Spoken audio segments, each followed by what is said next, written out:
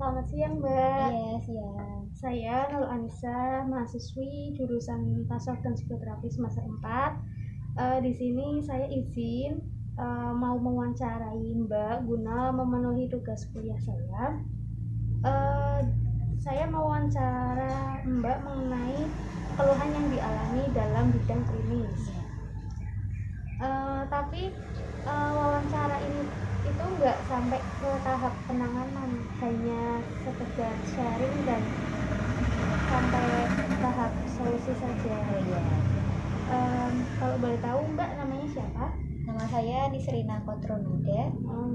Biasa dipanggilnya siapa? Nada.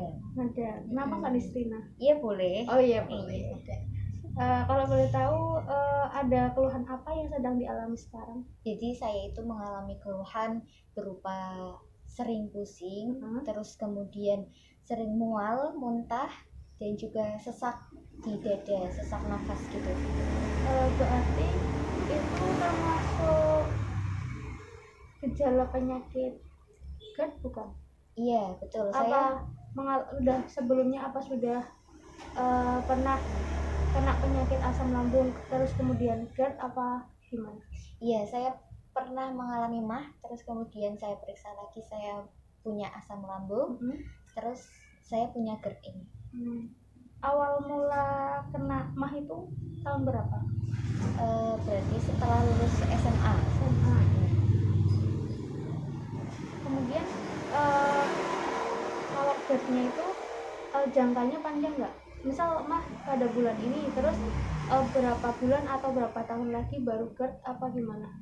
Iya, beberapa bulan. Berapa bulan setelah MAH langsung kena GERD? Iya. Biasanya kalau kambuh itu gimana rasanya? Kambuh itu rasanya di sini sesak, terus nafasnya itu ngos-ngosan.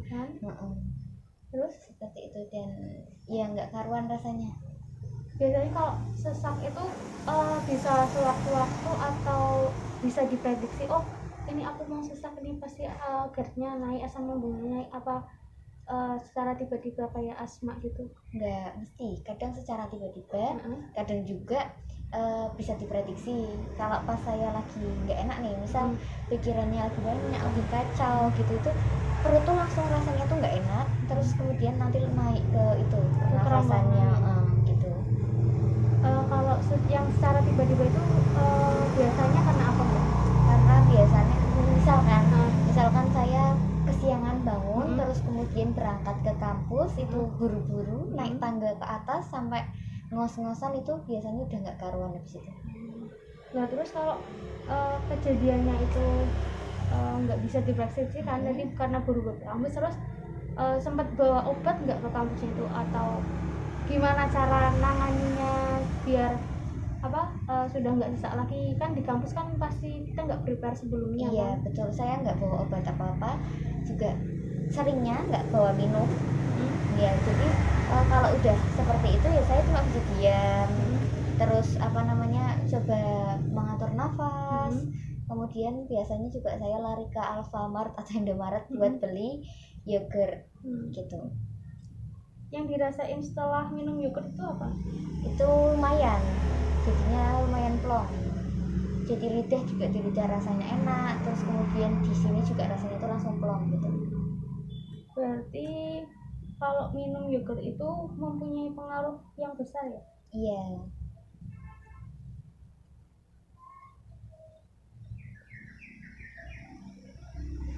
Terus biasanya kalau pernah nggak kambuh karena sesuatu hal makanan atau minuman gitu? Makanan, minuman pernah. Misalnya saya apa? makan coklat. Coklat. Iya, minuman coklat itu sih, nah itu biasanya perut tuh langsung nggak enak gitu. Atau kopi, minuman kopi, boba-boba itu yang mengandung kopi itu langsung. Tapi tetap diminum? Tetap ya. Terus kalau misal yang makanan pedas gitu ngefek nggak? Kadang ngefek, tapi seringnya enggak sih. Seringnya iya, ngefeknya tuh jangka panjang, lama, nggak langsung. Kalau asam nggak ngefek.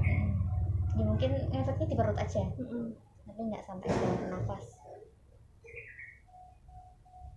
Berarti yang lebih berpengaruh berarti kalau makan coklat gitu, terus minum kopi. Iya. Selain itu ada lagi? Selain itu enggak sih. Kopi ya, kopi kan udah ada. Kopinya itu yang kopi full pahit, yang kopi hitam apa yang kopi campur susu itu? Kalau pengalaman saya itu kopi hitam yang pakai gula itu juga sama aja. Terus kopi susu itu apalagi. Nah yang aman itu ketika saya minum kopi pahit, kopi hitam saja nggak pakai gula seperti itu. Berarti yang kopi murni.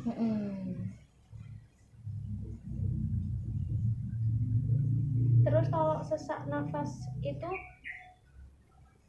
yang dirasain setelahnya itu gimana? Maksudnya kan misal sekarang sesak nafas nih, terus kan udah reda, terus banyak pikiran atau makan kopi apa minum kopi atau makan coklat itu pasti sesak nggak, apa cuma mual apa pusing gitu keluhannya? Lebih ke sesaknya. Kalau salah makan berarti sesak.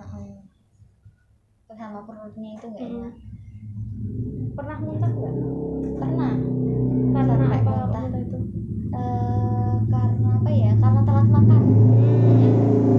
Karena telat makan itu muntah, dimakan apa telat makan terus kemudian makan, nah itu langsung keluar gitu. Hal apa yang bisa mengatasi atau meringankan kalau semisal telat makan nih, masih banyak acara kan, jadwal kan pasti nggak tentu ya mbak makannya. Terus kalau semisal tiba-tiba udah tahu nih ini bakal makannya telat, itu disiasati pakai apa?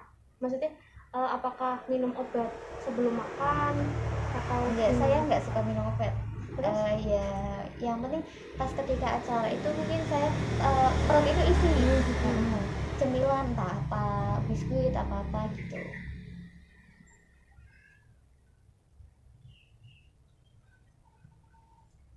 Ada nggak kejadian apa gitu yang menyebabkan mbak ngerasa GERD-nya itu sering kambuh, terus sering muntah mual, pokoknya dalam seminggunya itu sering? Iya, pernah. Itu yang paling parah itu ketika kejadian pas itu kakak saya menikah gitu. Setelah itu saya mungkin karena juga ikut mengurusi pernikahan itu, mempersiapkan, terus kemudian kegiatan padat, nggak makan, nah itu langsung. Terus pas kemarin ayah saya meninggal itu, setelah itu beberapa hari itu sering banget kambuh.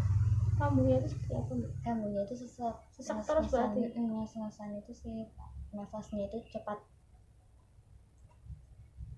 Itu berlangsung berapa hari? Dalam seminggu itu bisa 2 kali 3 kali.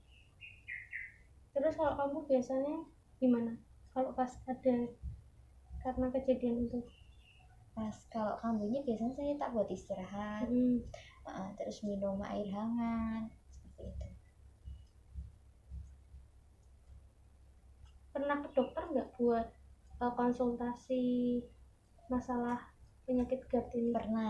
Pernah ke dokter. Terus kan saya tanya perlu nggak tuh buat di oksigen atau apa, tapi kata dokternya nggak perlu. Itu kan memang masalah perut dan juga pikiran. Yang penting makannya itu bisa teratur, terus juga pikirannya bisa diatur, seperti itu. Pernah ke dokter berapa kali? Sudah 2 kali. Ke dokter yang sama atau beda? Terus tanggapan yang dokter lainnya gimana? Iya, sama seperti itu kurang lebih ya. Dan dokter ada itu nggak mbak, misal nyaranin buat ada pantangan makanan yang nggak boleh dimakan sama penyakit GERD? Nggak ada. Tapi terus ya itu saya tahunya tuh pas ketika saya merasakan kalau makan ini berarti aku nggak cocok. Iya gitu. Tapi dari dokter nggak gitu. Udah berapa lama kena GERD ini? Berarti berapa lama ya, pas apa namanya, saya masuk kuliah gitu. Masuk kuliah berapa tahun? Berarti sudah sekitar 3 tahun. Lama juga ya.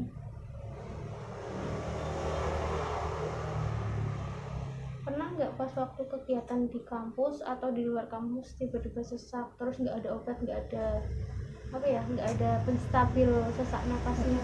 Pernah Terus gimana pas tuh? itu pas masih kuliah. Heeh.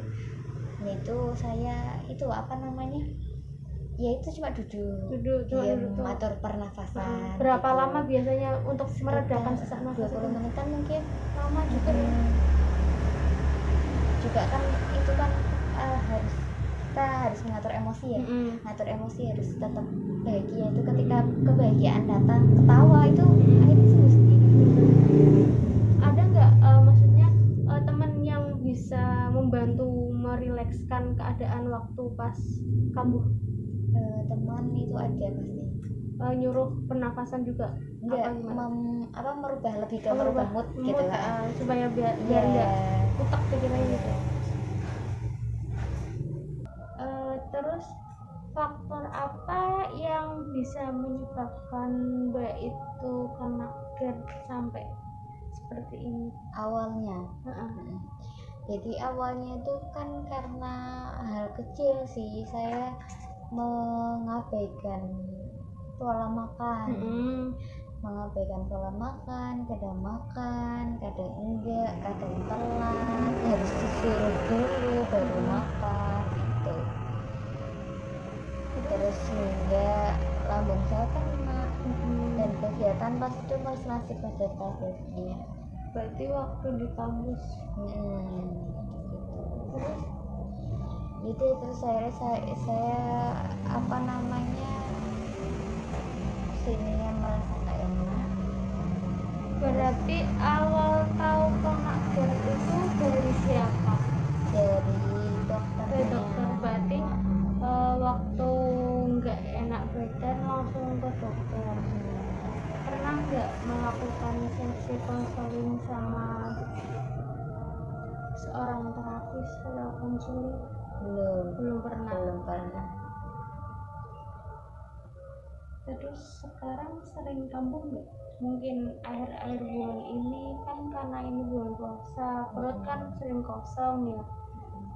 Itu gimana rasanya? Malah kalau itu dari selama sebulan ini ya, hampir sebulan bulan puasa ini baru 1 kali untuk GERD-nya.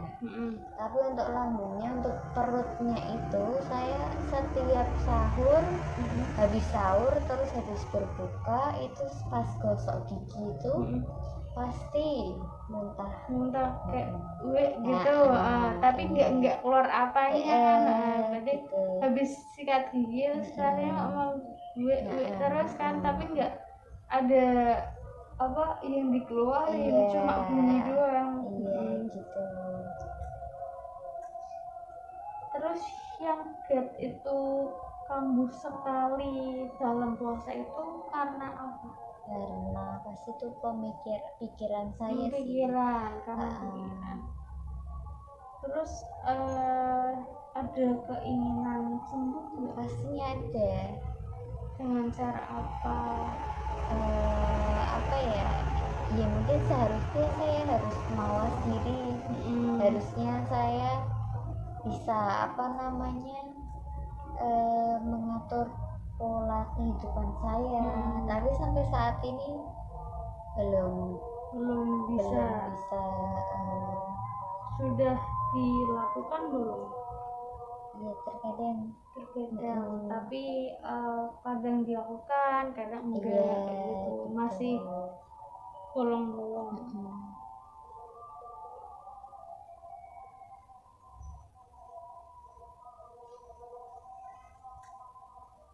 Selain dari masalah yang tadi udah diceritakan, apakah ada masalah lain yang menyebabkan apa ya,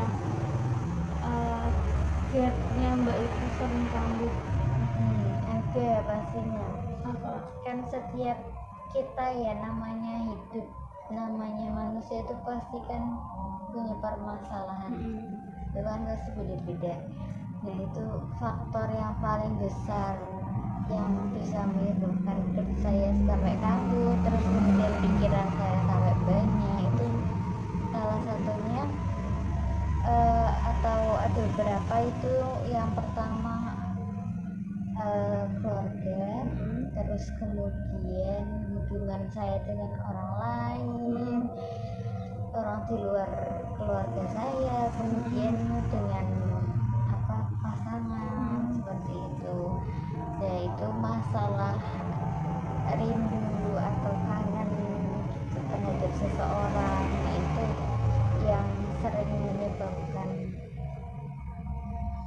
kambuhnya ke saya.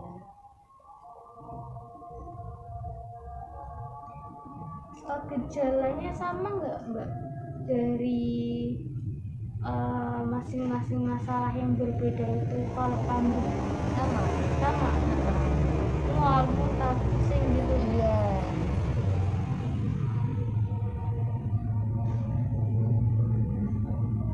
Dan itu pun jadinya tidur nggak bisa. Nggak nyenyak. Nggak nyenyak.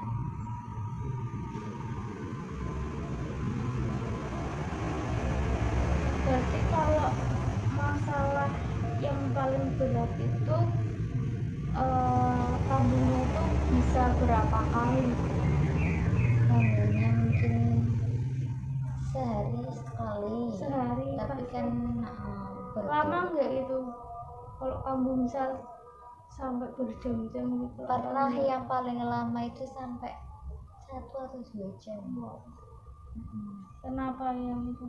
Itu karena setelah itu permasalahan keluarga. Setelah kakak saya menikah itu saya ikut ngurusin, terus kemudian itu permasalahan keluarga, entah itu ada yang bersikap seperti ini, bersikap seperti itu, berbeda-beda kan. Itu saya itu kayak ikut nahani, kayak ikut apa ya istilahnya, ikut terlalu merasakan yang mereka rasakan emosi-emosinya. Terus kemudian itu kadang ketika ada orang yang marah-marah, terus nanti saya ikutan juga, kayak energi negatifnya dia itu ketarik ke saya, dan itu kemudian itu jadi gapnya itu di situ. Terus penyebab biar mbak itu sering kambuh akhir-akhir ini itu karena apa? Karena pada akhir-akhir ini tuh masih banyak sekali pekerjaan yang harus saya selesaikan, mulai dari tugas kuliah, terus kemudian bisnis. Ada 2 bisnis yang sedang saya jalankan, terus kemudian pekerjaan rumah juga, seperti itu sih. Terus ya menjadikan pikiran saya tuh sesak. Kayak ini belum selesai, aku harus ini harus ini, jadinya bisa nggak ya, kalau nggak sampai waktunya gimana. Nah itu berarti kalau gitu kan masalahnya ada di waktu ya mbak ya. Berarti mbak itu harus lebih bisa mengatur pola pikir lagi, jangan negatif mulu. Terus juga kalau bisa deadline yang mepet-mepet itu bisa dikerjain jauh-jauh hari, kemudian bisa dicatat kegiatan sehari-hari itu mau ngapain aja sehabis bangun tidur, kemudian mungkin bisa mengeluarkan pikiran negatif itu dari dalam mbak, bisa diluapkan atau dicurahkan sama teman, atau bisa menulis di buku seperti diary gitu. Terus juga pikiran negatif itu kan timbulnya dari mbaknya sendiri yang suka berpikiran negatif lah. Nah itu mulai sekarang dikurang-kurangin, jangan negatif terus. Terus dari permasalahan yang sudah apa sudah diceritakan Mbak tadi itu dapat disimpulkan bahwa penyakit yang Mbak alami itu ada dua faktornya. Yang pertama karena pikiran, yang kedua karena pola makan. Nah, jadi ketika Mbak memilih untuk sehat itu, Mbak harus tetap berusaha mengatur pola hidup sehat dan pola pikiran yang baik. Untuk menjaga hidup yang sehat itu kan kita harus memperhatikan kesehatan terutama ya. Kemudian pola pikir jangan negatif terus, kemudian kesehatan mental juga diperhatikan. Terima kasih banyak atas waktunya ya Mbak, sudah mau meluangkan waktu untuk saya wawancarai. Semoga sehat selalu. Amin. Jangan overthinking, semangat ya. Kalau gitu saya pamit dulu ya. Terima Assalamualaikum. kasih. Waalaikumsalam.